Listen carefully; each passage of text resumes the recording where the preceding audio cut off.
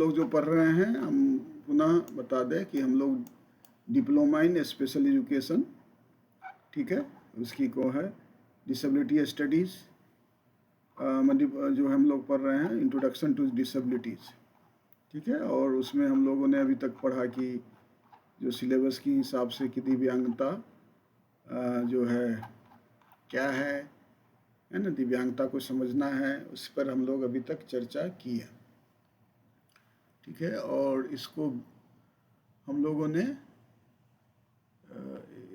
इसको इधर करें, अच्छा चलिए कोई बात नहीं, टेबल ऑफ, और हम लोगों ने जाना कि ऐतिहासिक परिप्रेक्ष्य क्या है, दिव्यांगता के मॉडल हम लोगों ने अभी तक जाना, चिकित्सा मॉडल, सामाजिक मॉडल, सशक्तिकरण मॉडल, संकल्पना के बारे में जाना। तो अलग तरह की चीज़ें के बारे में आज 1.3 के जो हम पढ़ाने जा रहे हैं, उससे पहले हम आपको जो है आपको बताए थे कि मध्यकालीन मान्यताएं क्या रही है, फिर हमारा वर्तमान दृष्टिकोण क्या है, जो है ना, उसमें हम लोगों ने पढ़ा था बायोमेडिकल, चिकित्सा में जो है मेडिकल, सामाजिक मॉडल, आइडेंटिटी मॉडल, अब राइट्स बेस्ड मॉडल हम लोगों ने बताया कि जो एक्ट आया इसके बारे में आप लोगों को बताया।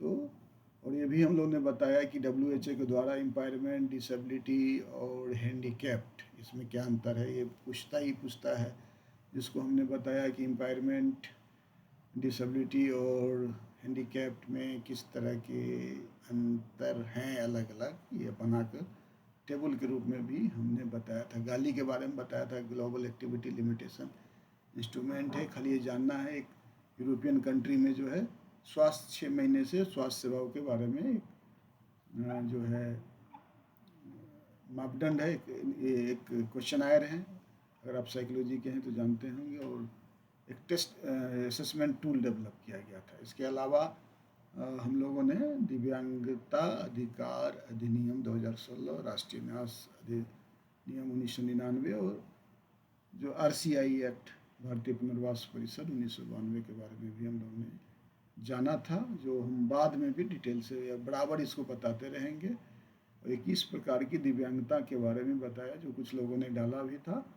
और हम लोग इसको 5 कैटेगरी में जो है डालते हैं दिव्यांगता को, जिसको फिजिकल डिसेबिलिटी है, और दूसरा है मेंटल हेल्थ, इंटेलेक्चुअल डिसेबिलिटी है, मेंटल बिहेवियर में आता है, फिर हमारा जो है हेल्थ, जो अलग अलग कंडीशंस है, और जो है ब्लड रिलेटेड डिसऑर्डर है, और मल्टीपल डिसेबिलिटी, यानी 5 कैटेगरी में जो बांटा गया है पूरे 21 प्रकार की डिसेबिलिटी को। तो पहला फिजिकल डिसेबिलिटी, और फिजिकल डिसेबिलिटी में लोकोमोटर डिसेबिलिटी है, और लोकोमोटर से रिलेटेड जो है ये सारे के सारे, इसमें लोकोमोटर भी एक पार्ट होता है। इसके अलावा भी लेप्रेसी क्योर है, सेरेब्रल पाल्सी है, डॉर्फिज्म है, मस्कुलर डिस्ट्रोफी है, एसिडेटिक है। उसी तरह जो इम्पायरमेंट में जो विजुअल इम्पायरमेंट में लो विजन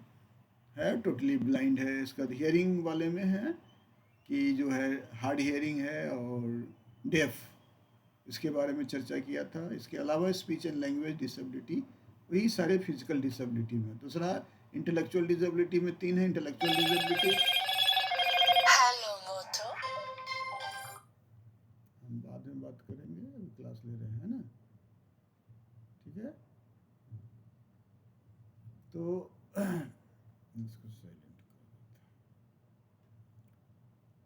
तो फिर हम लोग ने मेंटल हेल्थ, देखिए इंटेलेक्चुअल डिसेबिलिटी अलग कैटेगरी है और मेंटल हेल्थ अलग कैटेगरी है, तो ये दोनों जानना ज़रूरी है, जो मेंटल इलनेस से आता है। इसके अलावा disability caused by certain conditions क्या है, जिसमें क्रॉनिक न्यूरोलॉजिकल कंडीशन बताया था, जिसमें मल्टीपल स्क्लेरोसिस, पार्किंसन डिजीज और ब्लड रिलेटेड डिसऑर्डर्स थे, हीमोफीलिया, थैलेसीमिया, सिकल सेल जो है डिजीज है, ये सब।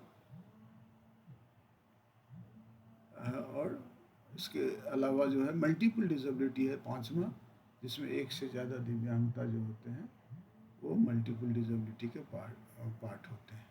तो ये मोटा मोटी हम लोगों ने रिकैप किए। आज हम लोग पढ़ेंगे बेंचमार्क डिसेबिलिटी। बेंचमार्क क्यों बोला? क्योंकि हम एक्ट में इसके बारे में चर्चा किया गया है। बेंचमार्क क्या होता है? आप जानते हैं, एक थ्रेशोल्ड होता है, एक मिनिमम रिक्वायरमेंट होता है ना।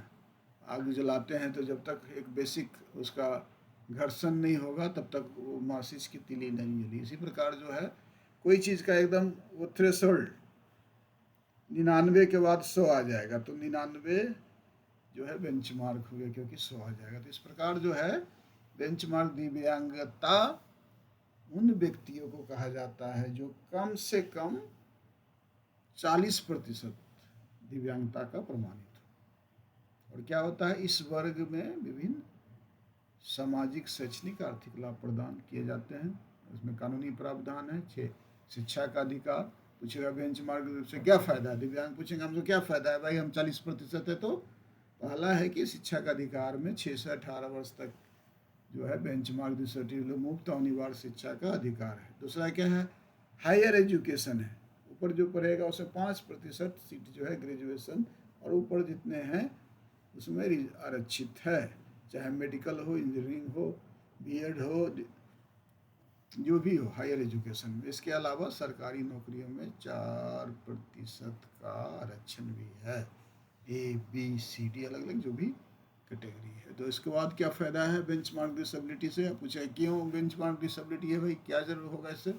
तो सार्वजनिक भवनों तक पहुंचने के लिए सभी जो समयबद्ध तरीके से उसको सुलभ बनाना है, वहाँ एक्सेसिबिलिटी की बात करना है। तो ये सब सारी चीज़ें